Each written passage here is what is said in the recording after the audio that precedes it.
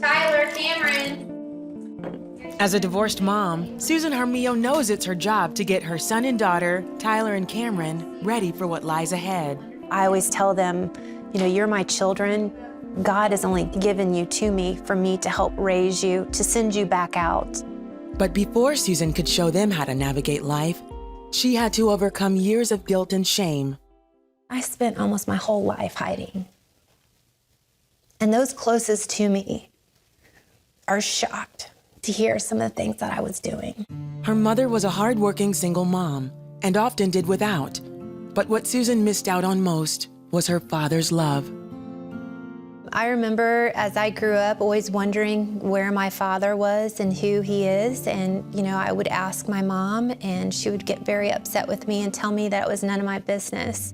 She decided her life would be different.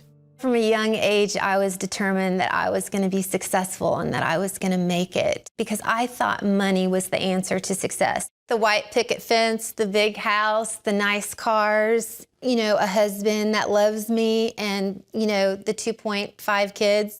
She went to church, got decent grades, and excelled at sports to keep up the appearance of success.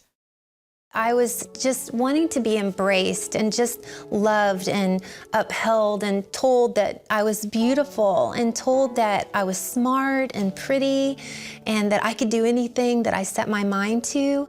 College was more of the same, as she juggled a full load of classes, a social life, and a number of dead-end relationships. She would have to face the consequences of her choices. My junior year in college, I found myself in an unexpected situation and I was pregnant.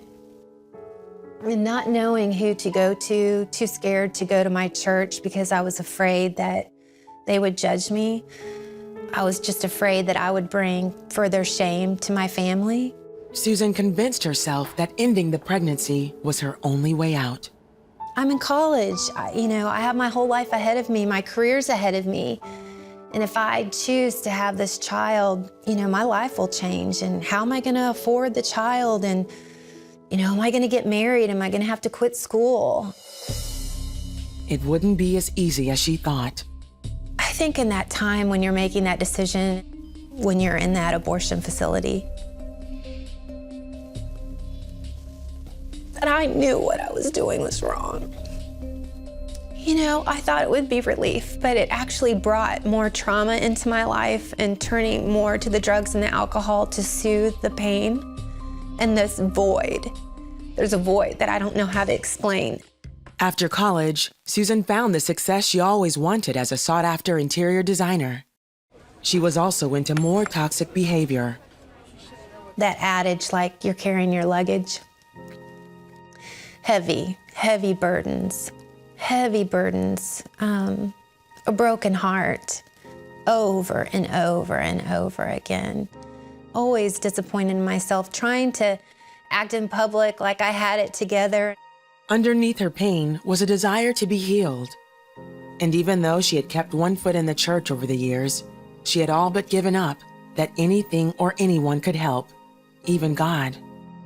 Then she heard a guest speaker at church. She came and gave this message on God's love and healing. And I thought, what God are they talking about? That's not the God that I know. Still, Susan wanted to hear more. The two met for lunch. After, a couple hours, she said, "Can I just pray with you?" And I thought, sure, you can pray with me. What's the big deal about a prayer? I prayed my whole life, so I said, sure. She started praying about things Susan knew she hadn't told her. I had never told her I had had an abortion, and when she said that, now once again, I've got my eyes closed, I'm just praying and realizing how powerful this prayer was. And I knew slowly I was being released of these strongholds, generational curses, these spiritual pieces that I had dabbled in that had overtaken my life, but I didn't know how to get rid of them. She started repenting and accepting God's forgiveness. Please forgive me for the things that I've done. Please forgive me. And he did.